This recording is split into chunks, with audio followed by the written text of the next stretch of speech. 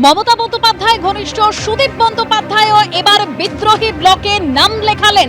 এখনো পর্যন্ত যা তথ্য সামনে আসছে, সই করেছেন বিদ্রোহী ব্লকের তালিকায় সুদীপ বন্দ্যোপাধ্যায়। এই মুহূর্তের যে খবর, মমতা ঘনিষ্ঠ সুদীপ বন্দ্যোপাধ্যায়ও এবার বিদ্রোহী ব্লকে সই করলেন, বিদ্রোহী ব্লকের তালিকায় দেখা করলেন অমিত শাহর সঙ্গে। কালই দিল্লিতে বৈঠকে তৃণমূলের বিদ্রোহী ব্লক, সোমবার স্পিকারের সঙ্গে সাক্ষাৎ, শতাব্দীকে নিয়ে ভূপেন্দ্র যাদবের বাড়িতে বৈঠক এবং তারপরেই অমিত শাহের সঙ্গে সাক্ষাৎ সুদীপ বন্দ্যোপাধ্যায়ের।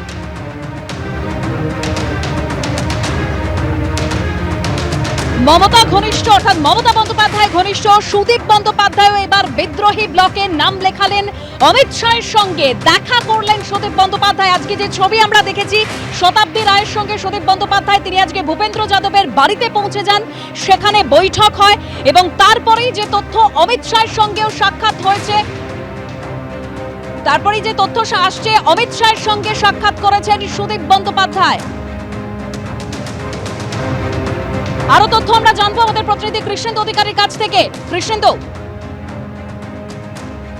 দেখো, যেটা দুটো গুরুত্বপূর্ণ তথ্য উঠে আসছে। আজকে শুধু ভূপেন্দ্র যাদবের সঙ্গেই সুদীপ বন্দ্যোপাধ্যায় বৈঠক করেননি, সেই বৈঠক শেষ হওয়ার পর দেশের স্বরাষ্ট্রমন্ত্রী অমিত শাহর কাছেও গিয়ে সুদীপ বন্দ্যোপাধ্যায় দেখা করেন এবং তাদের মধ্যে 30 মিনিটের মতো কথাও হয়, এমনটা সূত্র মারফত জানা যাচ্ছে।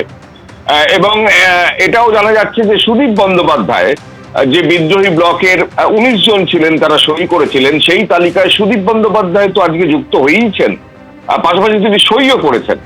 অর্থাৎ বিদ্রোহী তালিকায়, বিদ্রোহী সাংসদদের তালিকায় সুদীপ বন্দ্যোপাধ্যায়ের আজকের এই বৈঠকের পর শুধু উপস্থিতি নয়, তিনি সই পর্যন্ত করেছেন, এমনটাও সূত্র মারফত জানা যাচ্ছে।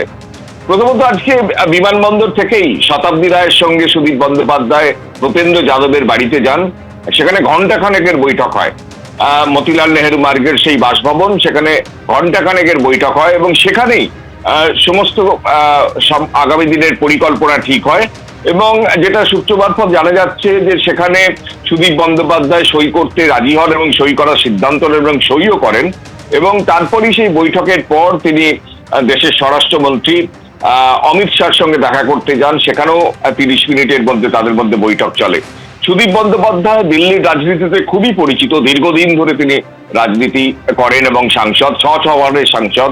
মমতা বন্দ্যোপাধ্যায় যখন 2011 সালে মুখ্যমন্ত্রী হন, তখন থেকেই সুদীপ বন্দ্যোপাধ্যায় লোকসভার তৃণমূলের নেতা এবং সেক্ষেত্রে অন্যান্য নেতাদের সঙ্গেও তার পরিচয়। এবং সেখানে ভূপেন্দ্র যাদবের সঙ্গে বৈঠকের পরেই তিনি অমিত শাহর সঙ্গে বৈঠক করেন, এমনটাও জানা যাচ্ছে।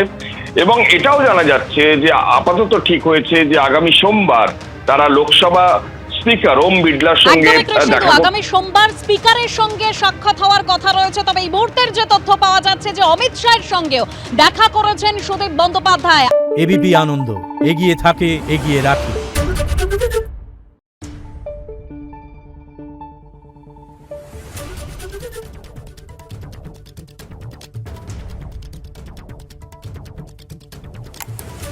Thank you.